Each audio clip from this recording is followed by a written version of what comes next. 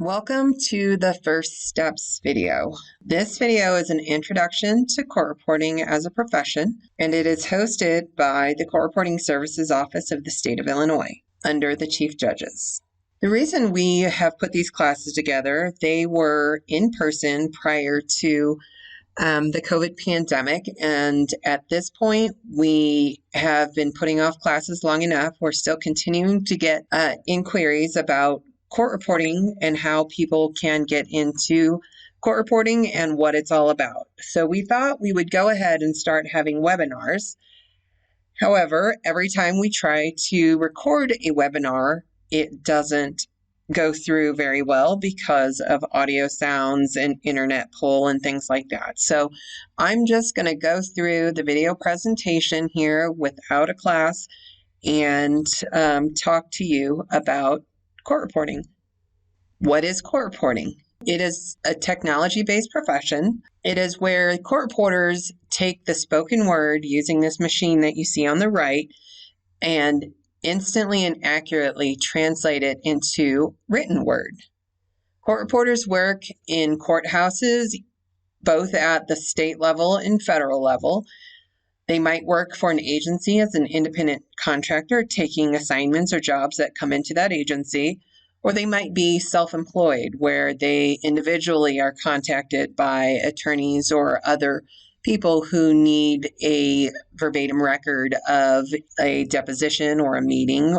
There are a lot of things that make a good court reporter, some strengths that you might have already in your personality to kind of know that it fits with the profession. One is that you have a good attention to details. Court reporters tend to be detail-oriented because they are taking the record verbatim. That means what is said is what gets on paper. So that attention to detail is very helpful when proofreading transcripts. Also, a court reporter is going to be comfortable with technology. As I said in the last slide, this is a technology-based field. So the writer hooks up to a laptop and it translates what the keystrokes are on the writer into English language. You need to be comfortable with setting those things up and knowing your way around a computer. Third thing is court reporters are particular about grammar and spelling. Whereas spell check nowadays, it can help us be a little lazier about spelling, but if you have that natural propensity for spelling words correctly, that's very helpful. And grammar, usage, punctuation, these are all things you use on a daily basis. Plus, spell check doesn't know the difference between there, and there. And those are things that you need to get the right word when you're creating a transcript or a verbatim record of what's going on. Fourth thing is a lot of court reporters are a bit type A perfectionist personality. You'll find this personality trait in a lot of court reporters. They're a little driven, and I'm not sure if driven types go into court reporting or driven types succeed in court reporting. I'm not sure of the correlation, but I do know a lot of court reporters, and a lot of them tend to be slightly on the perfectionist side, if not fully immersed in it. And then the fifth thing is that court reporters need to be able to work well independently. In most situations, you are taking your own jobs, making sure you are where you need to be. You have deadlines, you have time frames, you have people contacting you. And all of these things court reporters are typically doing without someone managing that for them or telling them where to be at what time or what deadlines that they have to do. And to be clear, you do not need to be all of these things to succeed as a court reporter. These are things that might make being a court reporter easier on you, but if they are not something that you have naturally, say you are not really comfortable with technology right now, but the other things come easily to you, then you may need to work on your computer skills a little more.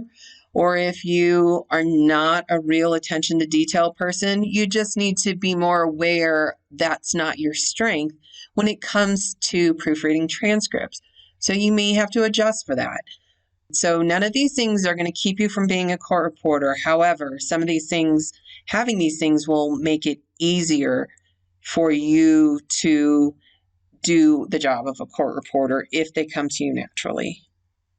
Let's talk about the STENO machine. It's also called a STENO writer or just a writer. A lot of people call it different things, but it's all this machine that's shown on the right.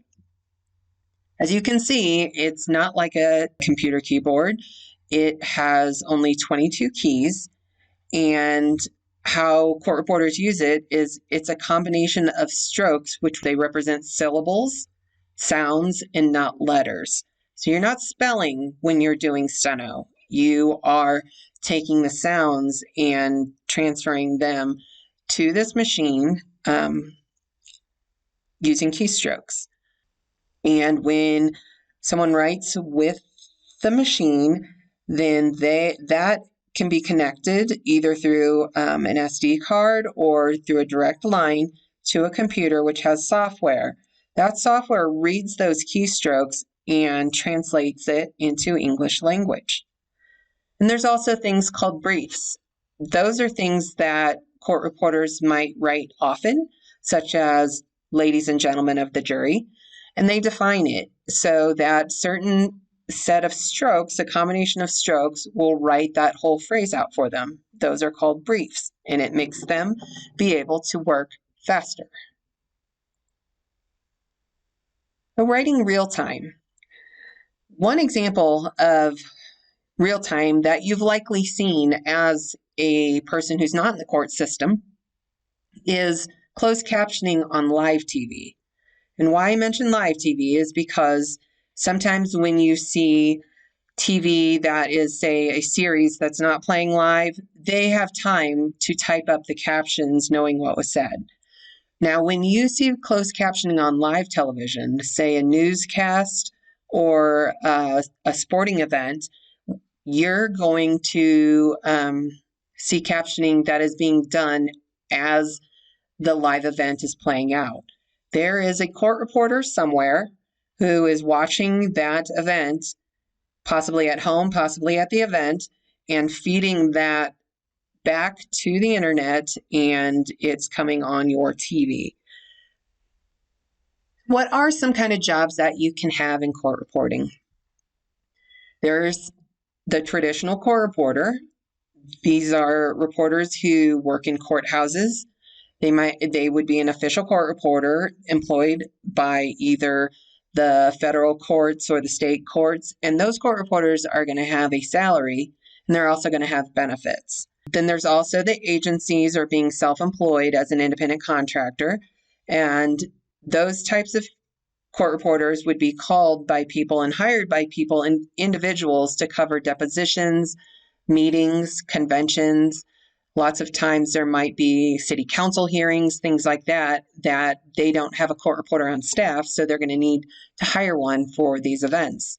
They would take a verbatim record, which means what is said is what gets on the record, word for word, and then that person might prepare a transcript from those things that they took stenographically, and then there are paid additional page rates on top of either a salary or an appearance fee if you are an independent contractor. Then there's also the captioning side, which I just touched on. Most captioners either work from home or on a specific location that they're hired for.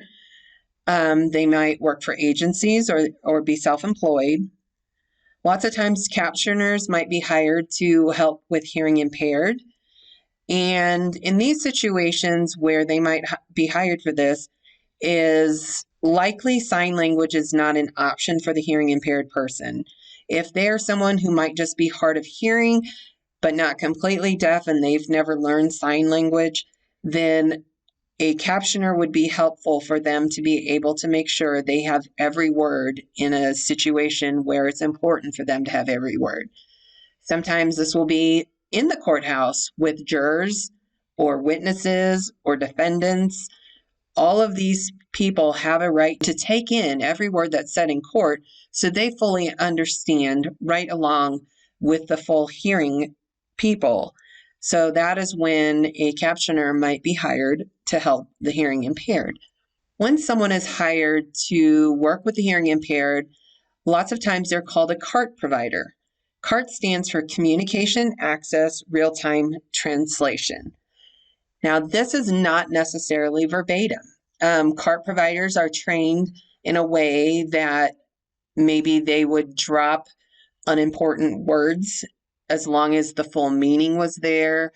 They might also caption sounds, like when you're watching TV and you see music playing or audience applause. Those are things that a captioner would put into their record, whereas a court reporter would not do ambient sounds that are in the room necessarily. They are just doing spoken word. For a captioner, there is typically a real-time display or display of what's being captioned, and they may or may not produce a transcript from what they are captioning. So they might be paid an appearance fee, or they might be paid a rate for their feed on how many pages that goes on. So there's different ways that these things can be set up and different setups for how captioners are paid. Transcripts are often requested of court reporters when they have been in a court proceeding or a deposition. They're typically requested for attorneys to prepare or to further prepare their case for an upcoming hearing, or for the court system, the most common reason they're requested is for the purpose of appeal.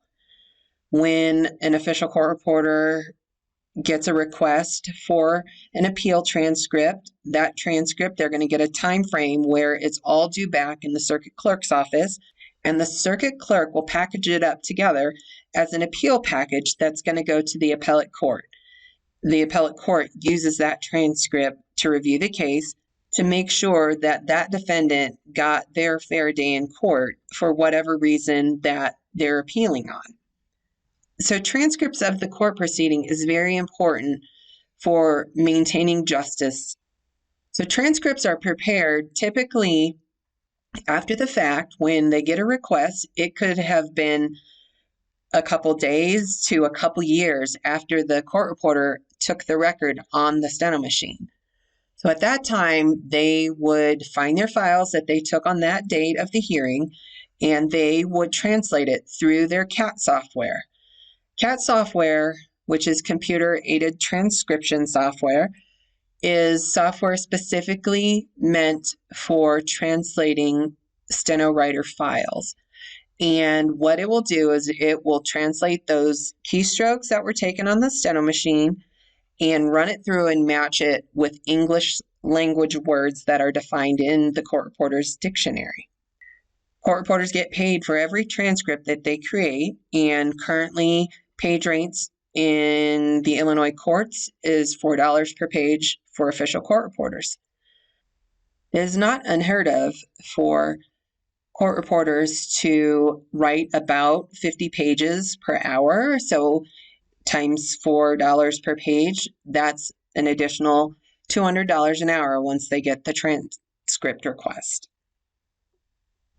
One of the most common questions that I have had in my time with the court system is, what about voice to text, or why don't they just record it? There's got to be technology that's going to replace the court reporter soon.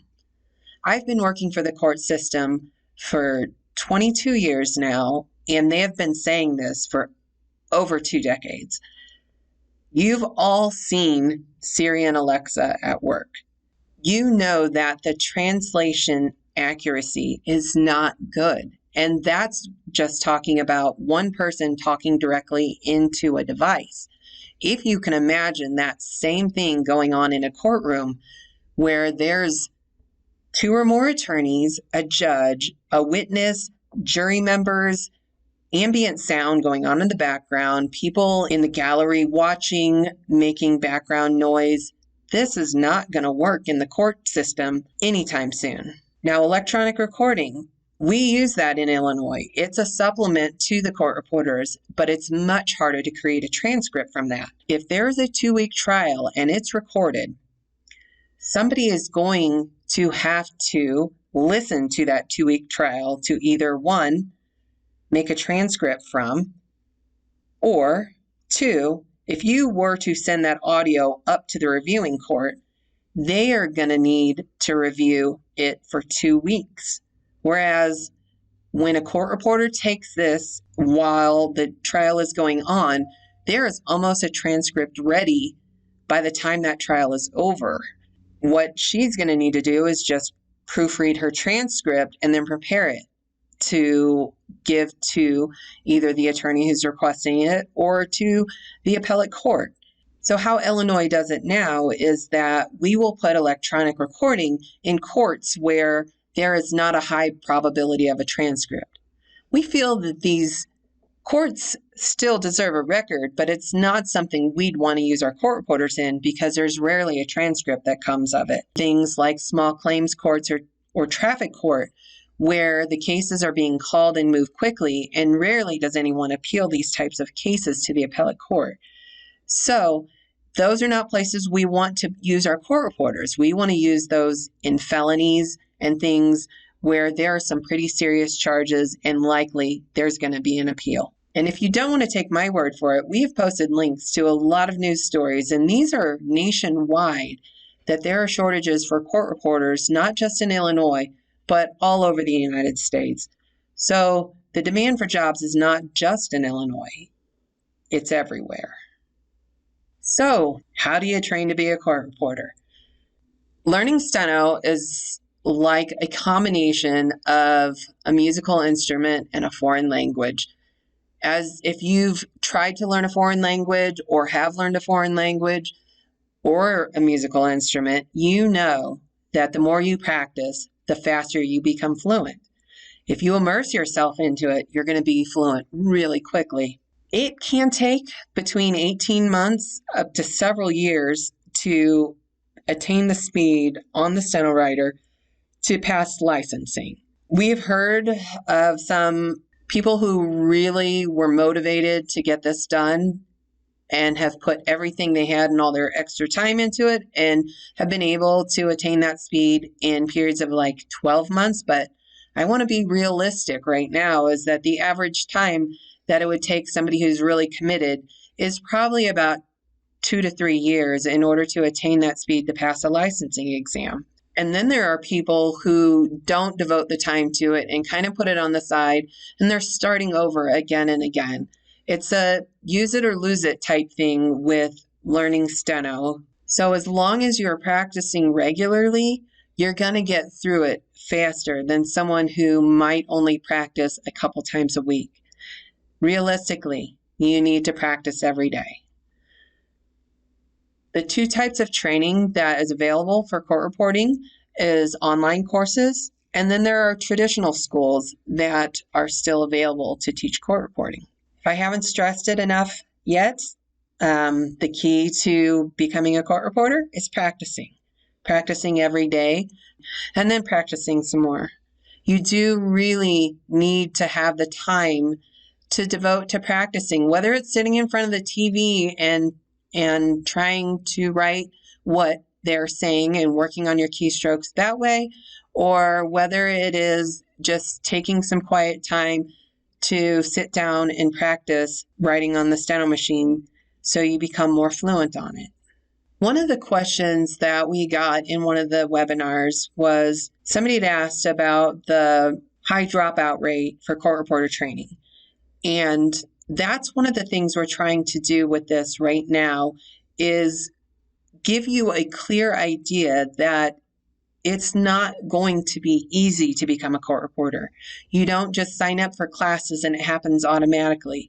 You are going to have to want this. You're going to have to want to put in the time to learn it. The more driven you are to become a court reporter, the higher chances of success. Now, if you're going into court reporting just because it sounds like a good idea, but you're not sure you're going to have time to commit to it, I would advise you to wait. Wait until you are feeling like this is a good fit for you and you want to move forward in it and you're excited about it. Those are the people that are going to do better in making it through court reporting school. So where do you start training? First, you're going to choose your program. Which is going to work better for you? Online, is that going to work? Or would you do better in a traditional school, a brick and mortar? So we have listed here some of the online schools that we know of, and that is Court Reporting at Home. Their website's there. The next two are schools in Illinois that still have an in-person program. Not sure what they're looking like right now with COVID going on, but McCormick College in Chicago, there's their website, and then South Suburban College in Oak Forest, which is near Chicago, and there's their website.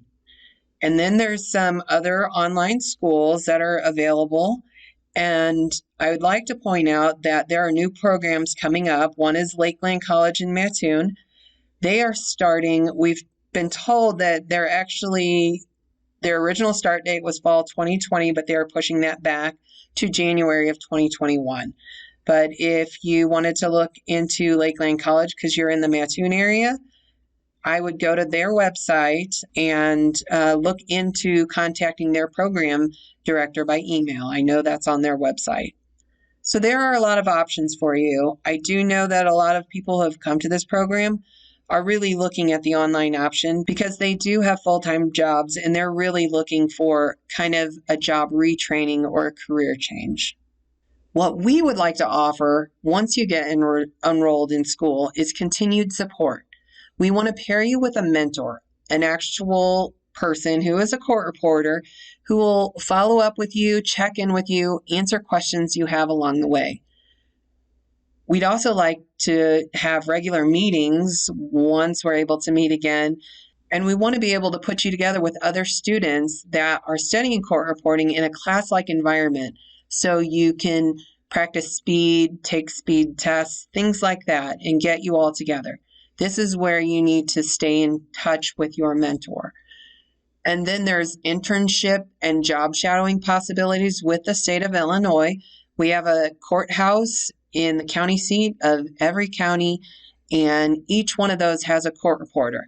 So even the most rural courts, all the way up to Cook County, which is the largest unified court system in the United States, we have a internship possibility or a job shadowing that will be near you. And then the last thing that the mentor is so important on is we want you to lean on your mentor. They've been where you are. So if you hit a bump in the road, if you hit a plateau with speed building, they may be your accountability that you need to succeed and get over that hump. So we want to walk you through this. We want to be your cheerleaders. Make sure you get a mentor once you get into school, someone you can email or call whenever you need it. We also have a Facebook group for students that have gone through this First Steps webinar or the First Steps classes in person when we had those. And they reach out to each other if they really need to talk with someone who is in the same place they are right now. If you get frustrated, we want to help get you through that frustration. There are court reporters who have been there and they made it through and they got licensed and they love their jobs. So we want to keep you going with continued support. So next step that's really important is financial assistance. How do you pay for this training? What's it cost? Things like that. So what it costs is completely different based on which program you choose. So you're going to want to look at those programs that we listed or any other programs that you find that we didn't list, and you're going to want to find out the cost of each of those programs as you're making the decision that's right for you, whether online or traditional school. Some of the online courses will offer a flat fee and the program is yours for as long as it takes for you to get through it. So whether you're really gung-ho and you do it in 18 months, or whether you don't have quite the time to commit to it and it takes you 5 years, that program is one cost, flat fee, and it could include all your program materials and a student writer. Then you're going to look at other costs on schools that are more traditional. They might go by the semester. So depending on whether you're paying by the semester and how long it takes you to get through the coursework or through the speed building classes is how much it's going to cost for you, and whether the machine is included or materials, books are included in that tuition. That's something you're going to want to ask the school. But once you get past figuring out the costs, you're going to want assistance with that. There are scholarships under ILCRA, which is the Illinois Court Reporters Association, and that's their website there, ilcra.org. And then the NCRA, which is the National Court Reporters Association, they do have some scholarship in grant information for working reporters. And then the state of Illinois, which is us.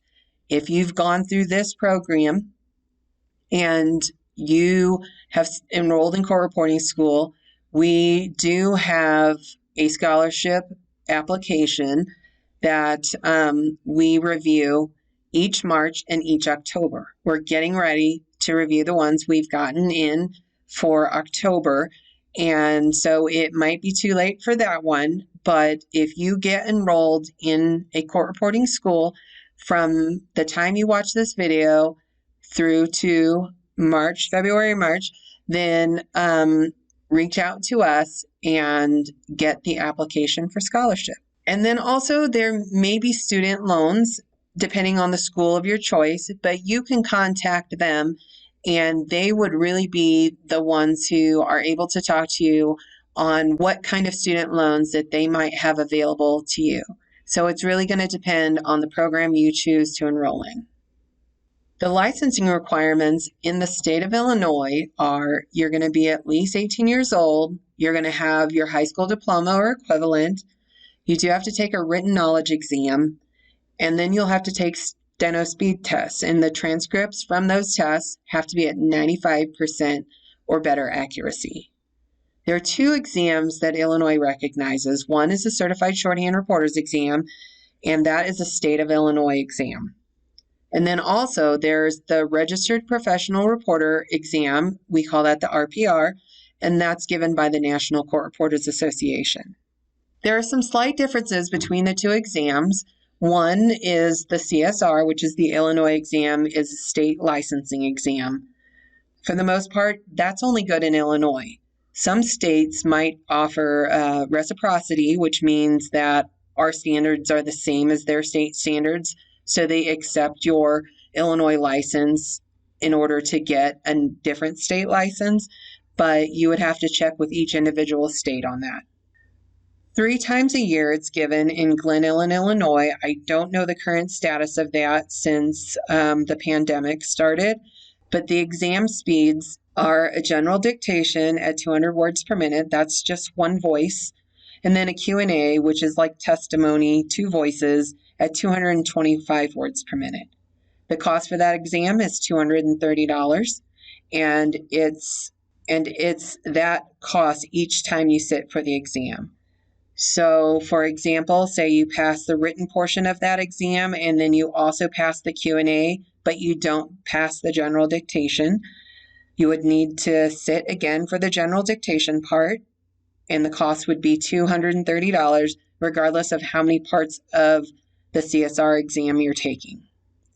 On the other side, there's the RPR exam, and that's given through the National Court Reporters Association. This is a national exam, and it's good in most states which require licensing, or it's good as the licensing as in some states as long as you hold the RPR credentials. This is online testing, so this might be what most people are taking right now during a pandemic. There are exam speeds. There is a jury charge, which is a 1 voice at 200 words per minute. The Q&A, which is 2 voices, testimony or question and answer at 225 words per minute. And then there's a literary at 180 words per minute. And that literary part is one extra portion that is not in the CSR. And usually what that is going to be a speech or a piece of literature. And it's typically going to be at a lower speed because it's harder content. The cost for that exam, all inclusive of all parts, is $231 for students, $285 for reporters who are members of NCRA. There is an additional cost for membership. and then $360 for non-members to take it. The difference with this cost is this is the all-inclusive for all parts of the exam. NCRA actually parts out their exam in pieces, so if you don't need to take all portions of the exam, you're only going to pay for the portion for a smaller portion of that exam. Say you only need to take the Q&A. It's not going to be $231. It's just going to be a fraction of that $231. So you've passed the test, you're licensed. Now what do? Well, it's time to get a job. Remember that we said there's a high demand. There are several court reporters that we know that started getting phone calls and emails from people after they took the licensing exam, but before they actually received their license and to know that they've passed. So that's how much the demand is. Of course, we'd want you to look first at IllinoisOfficialCourtReporters.com because that's the Illinois state courts. State official court reporters start at a salary of $44,000 to $53,000 a year, depending on which location you're working at. Plus, there's transcript income and full state of Illinois benefits. You are a state employee. And if you're willing to relocate to where the jobs are, that you're almost guaranteed a job if you have a license. Right now, we have just about 50 vacancies in the state of Illinois, maybe about half of those in the Chicago area. But then we also have ones in West Central Illinois, East Central Illinois, and some near Southern Illinois that have sat vacant for a while because there's just not court reporters to fill them. You can also look at the federal courts as a court reporter. There are fewer federal courts in Illinois, so there's fewer jobs available and the competition might be a little higher for those. You could look into freelance agencies to take jobs from, or you can work as a self-employed independent contractor. You could also start your own court reporting businesses where you help farm out jobs to other court reporters, but I would highly recommend you get with a mentor court reporter and work a little while as a court reporter while you're learning the ropes. And then once you get more experience, if business owner is part of the things that you enjoy doing, then you might want to look into that, where you can organize court reporters and run a court reporting business. We've come to part 2, the intro to STENO. When we were having the live classes, this is where you would get hands-on with a STENO machine and run through some of the lessons that we have for practicing STENO. So there would be a lesson number 1, and you would learn how to write some words on the STENO machine. But since we can't meet right now, we're going to go over some of the concepts.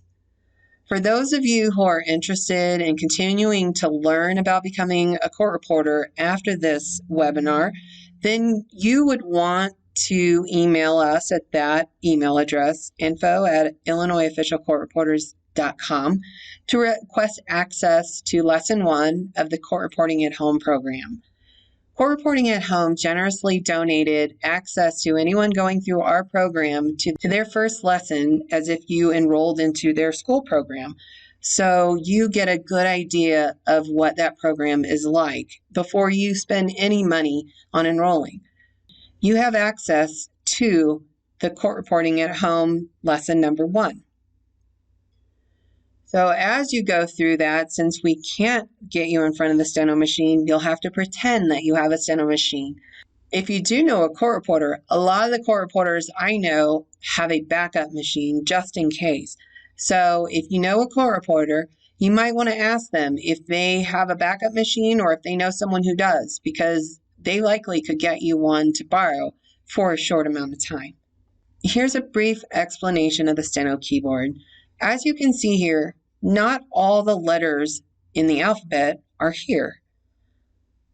But what you need to remember is that for STENO, you're not writing out letters, you're not writing out words.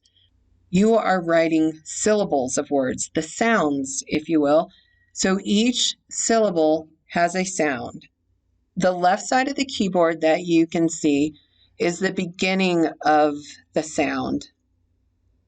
The right side is the ending sound, and the bottom row is the vowels.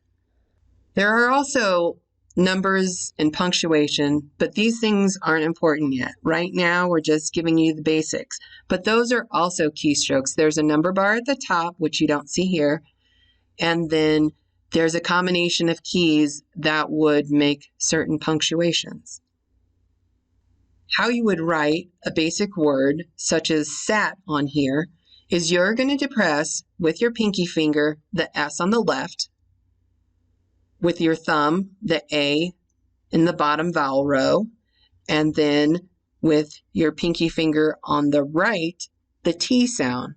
You push all three of these together at the same time, and you've written your first STENO word, sat. Sometimes the words are equivalent to the English language, and that's really easy for a non-court reporter to read. However, we're getting into keystroke combinations. In the vowels, you notice the I is missing. It's not really missing because they use the combination of E and U at the same time on your right hand thumb as the I sound. I know for some of you who are new to this concept, it may seem confusing, but the lesson number 1 of court reporting at home will really help bring this home a little more. Now we have a demonstration of the STENO writer. You'll notice the hand motion is much different than someone typing letters on a keyboard.